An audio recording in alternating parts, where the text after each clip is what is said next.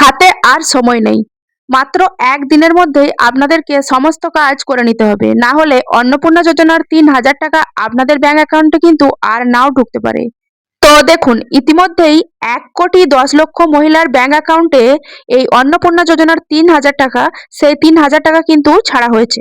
কিন্তু এখনো পর্যন্ত এমন অনেক প্রচুর মহিলা রয়েছে যাদের ব্যাংক অ্যাকাউন্টে এই অন্নপূর্ণা ৩,০০০ টাকা, সেই ৩,০০০ টাকা কিন্তু এখনো তাদের ব্যাংক অ্যাকাউন্টে ঢোকেনি। আর তারা টাকা পাবেন কিনা এই নিয়েও কিন্তু ভীষণ চিন্তায় রয়েছেন। এইবারে মন্ত্রীর তরফ থেকে কিন্তু একটা বড় ঘোষণা উঠে এসেছে। যদি আপনি অন্নপূর্ণা যোজনায় টাকা পাচ্ছেন না, কিংবা আপনার স্ট্যাটাসটা আন্ডার ইনকোয়ারিতে চলে এসেছে, বা পঞ্চায়েতে যাদের নামের লিস্ট চলে এসেছে কিন্তু যাদের যাদের টাকা ঢোকেনি, তাদেরকে এই মুহূর্তে কি কি কাজ করতে হবে।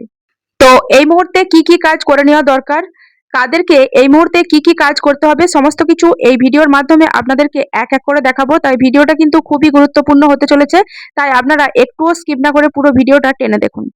তো চলুন ভিডিওটি শুরু করা যাক। তো এই মুহূর্তে স্ক্রিনে আপনাদেরকে একটা প্রতিবেদন দেখাচ্ছি, যেটা TV9 বাংলায় প্রকাশিত হয়েছে। দেখুন কি বলা হয়েছে। 10ই জুলাই হেডলাইন, যারা অন্নপূর্ণা যোজনার টাকা এখনো পর্যন্ত পাননি তাদের জন্য বড় ঘোষণা। কি বলা হয়েছে দেখুন।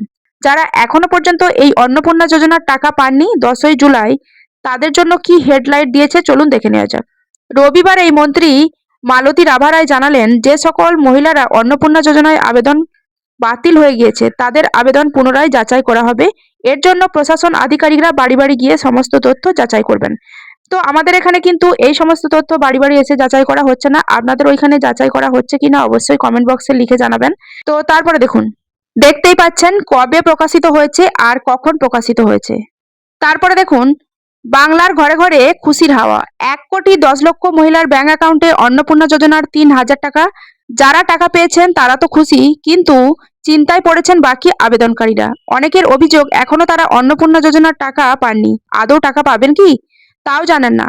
কারো আবেদনের স্ট্যাটাস আন্ডার ইনকোয়ারি দেখাচ্ছে, আবার কারো আবেদনের স্ট্যাটাস অ্যাপ্লিকেশন রিজেক্ট দেখাচ্ছে। যারা এখনো টাকা পাননি, এবার তাদের বড় আশ্বাস দিলেন মেঘলিগঞ্জের বিধায়ক তথা স্বাধীন দায়িত্বপ্রাপ্ত মন্ত্রী মালতী আভা রায়। তিনি জানালেন, যাদের আবেদন রিজেক্ট হয়ে গেছে তাদের আবেদন খতিয়ে দেখা হবে। বাড়ি বাড়ি গিয়ে আধিকারিকরা আবেদন পর্যালোচনা করবেন। তারপর দেখুন কি জানালেন মন্ত্রী। রবিবারেই মন্ত্রী মালতী রাভা রায় জানালেন, যে সকল মহিলার অন্নপূর্ণা যোজনার আবেদন বাতিল হয়ে গিয়েছে তাদের আবেদন পুনরায় যাচাই করা হবে। এর জন্য প্রশাসনের আধিকারিকরা বাড়ি বাড়ি গিয়ে সমস্ত তথ্য যাচাই করবেন। তারাই যাচাই করে দেখবেন যে কেন আবেদনকারীর নাম বাতিল হয়ে গিয়েছে, তারা আর অন্নপূর্ণা যোজনার সুবিধা পাবেন কিনা তাও জানানো হবে। তিনি সকল আবেদনকারীকে আশ্বাস দিয়ে বলেছেন, যোগ্য আবেদনকারীরাই কেবল সরকারি সুবিধা থেকে বঞ্চিত হবেন না। তো আশা করছি বুঝতেই পারলেন। আপনি যদি সরকারি সুযোগ পেতে চান, যদি আপনি যোগ্য হন, যোগ্য আবেদনকারী হন, অবশ্যই আপনার এই অন্নপূর্ণা যোজনার ৩,০০০ টাকা আপনাদের ব্যাংক অ্যাকাউন্টে খুব শীঘ্রই ঢুকে যাবে। এটাই আশ্বাস দিয়েছেন মন্ত্রী মালতী রাভা রায়। তো আশা করছি বুঝতেই পারলেন। মন্ত্রীর কথা অনুযায়ী বাড়িতে বাড়িতে গিয়ে আধিকারিকরা ভেরিফিকেশন করাবেন। কিন্তু আপনাদেরকে জানিয়ে দিই, এই মুহূর্তে কিন্তু বাড়িতে বাড়িতে গিয়ে আধিকারিকরা ভেরিফিকেশন করছেন না। তো আপনাদের ওখানে ভেরিফিকেশন হচ্ছে কিনা, বাড়িতে বাড়িতে এসে আধিকারিকরা ভেরিফিকেশন করছেন কিনা অবশ্যই কমেন্টে লিখে জানাবেন। তো এই মুহূর্তে কিন্তু আমাদের এখানে হচ্ছে না।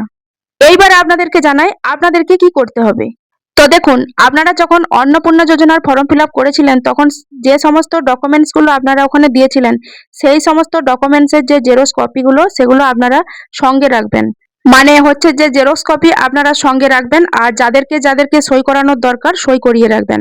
তারপরে আপনাদেরকে যেটা করতে হবে সেটা হচ্ছে আপনারা সরাসরি পঞ্চায়েত অফিসে চলে যাবেন আপনাদের এলাকায়।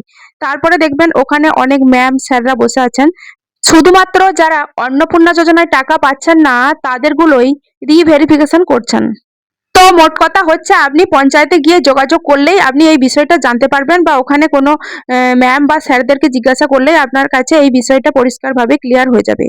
তারপরে আপনার নামটা ধরুন আপনি বললেন, বা আপনার যে আইডি নাম্বারটা সেখানে আপনি বললেন। তারপরে আপনাকে ওখান থেকে কিন্তু একটা ফর্ম দেওয়া হবে, সেই ফর্মটা আপনাকে ফিল আপ করতে হবে। আপনি যে সমস্ত ডকুমেন্টসগুলো দিয়ে অন্নপূর্ণা যোজনার ফর্ম ফিল আপ করেছেন সেই সমস্ত ডকুমেন্টসগুলোই আপনাকে ওখানে লাগবে আপনাকে ওই ফর্মটা ফিল আপ করার জন্য। তো ফর্মটা ফিল আপ করে আপনি জমা করে দেবেন। তো আপনাদেরকে একটা কথা বলি, হাতে যেহেতু সময় কম, তাই আপনারা সবার প্রথমে পঞ্চায়েতে যাবেন।